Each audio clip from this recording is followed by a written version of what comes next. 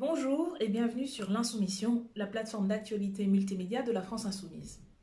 Aujourd'hui, dans cet édito, je voudrais vous parler de la planification du déconfinement. Mardi 24 mars dernier, j'ai interpellé le Premier ministre lors des questions au gouvernement à l'Assemblée nationale qui se tenaient dans un format très restreint, à propos de sa stratégie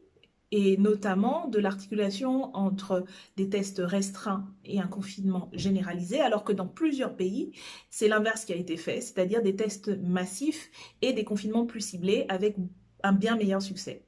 À ce moment-là, c'est le ministre de la Santé qui m'a répondu de manière assez caricaturale et en bottant en touche, en ne répondant tout simplement pas à la question et en n'explicitant pas la nécessité, en ne reconnaissant pas la nécessité de réviser cela et de planifier, d'organiser cela. Il a fallu attendre ce mercredi 1er avril pour que le Premier ministre reconnaisse la nécessité d'anticiper et de planifier le déconfinement et donc la question du dépistage et la question du ciblage un peu plus fin d'un confinement ou d'un déconfinement progressif. Or, il y a véritablement urgence, et c'est ce que nous ne cessons de dire, il faut planifier tout cela pour que ça se fasse de manière organisée, de manière cohérente, et que l'ensemble de la population puisse comprendre comment on va faire, d'autant que le gouvernement a eu suffisamment de retard à l'allumage, à la mise en œuvre de ce qu'il fallait faire au début de la crise, pour qu'il ne prenne pas du retard maintenant quand il faut passer à une étape importante qui est celle du déconfinement. Nous pensons qu'il faut dès à présent organiser l'ensemble de la production aujourd'hui pour être en capacité de faire massivement, très massivement des tests, comme il se fait aujourd'hui en Allemagne, à travers ce qu'il faut organiser à travers la mutualisation du matériel, des stocks, y compris la réquisition si nécessaire au niveau des laboratoires privés, mais il y a également les laboratoires universitaires où l'ensemble de ces stocks pour procéder aux tests existe. Il faut également faire toute la transparence sur les prix, puisqu'il y a un décalage, par exemple, entre les tests actuels qui coûtent à la production une dizaine d'euros et qui sont vendus une centaine d'euros. Donc il faut faire la transparence sur tout cela et si nécessaire, nationaliser cette production pour que elle ne coûte pas trop cher, étant donné la masse des tests qu'il va falloir faire. Il faut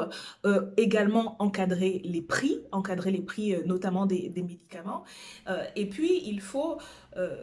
vérifier sur le territoire le maillage qui permettra de faire en sorte que ces tests puissent se dérouler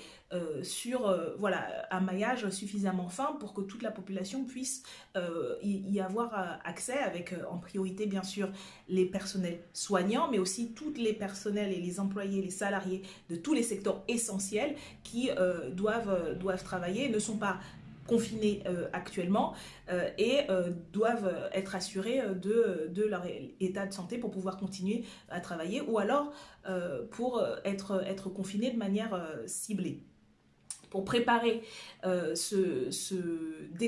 confinement ciblé, il faut aussi préparer les capacités d'accueil, notamment pour les personnes diagnostiqués positifs et que les hôpitaux ne pourront pas accueillir. Voilà pourquoi nous disons qu'il faut préparer d'ores et déjà la réquisition d'un certain nombre d'espaces, de logements, de capacités hôtelières pour permettre que des personnes qui doivent être confinées et rester confinées un certain temps puissent y être accueillis et passer le temps de ce confinement dans des endroits où elles ne risquent pas de contaminer leurs proches, leurs familles et dans des conditions bien sûr adéquates voilà, en termes de qualité de confinement. Tout cela, il faut d'ores et déjà le prévoir. Nous y travaillons actuellement au sein du groupe parlementaire de la France Insoumise à l'Assemblée nationale, mais aussi avec nos collègues du Parlement européen, parce qu'il s'agit aussi de s'inspirer de ce qui se fait dans d'autres pays et de se donner les moyens que tout cela soit coordonné, parce qu'on ne peut pas faire un déconfinement en France, en Italie et en Espagne où ces dispositifs ont été aussi mis en œuvre de manière désordonnée. Sinon, les faits risquent d'être amoindris. Voilà ce que nous développerons dans les prochaines semaines et bien sûr, nous vous tiendrons au courant de toutes les initiatives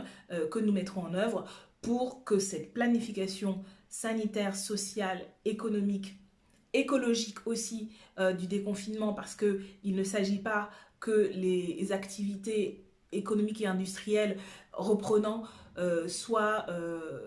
cause de surpollution, de surconsommation, et donc ça aussi il faut le planifier écologiquement. Bref, sur cet ensemble de questions, nous allons continuer à interpeller le gouvernement et à proposer une marche à suivre, une planification démocratiquement décidée, écologiquement soutenable et sanitairement efficace.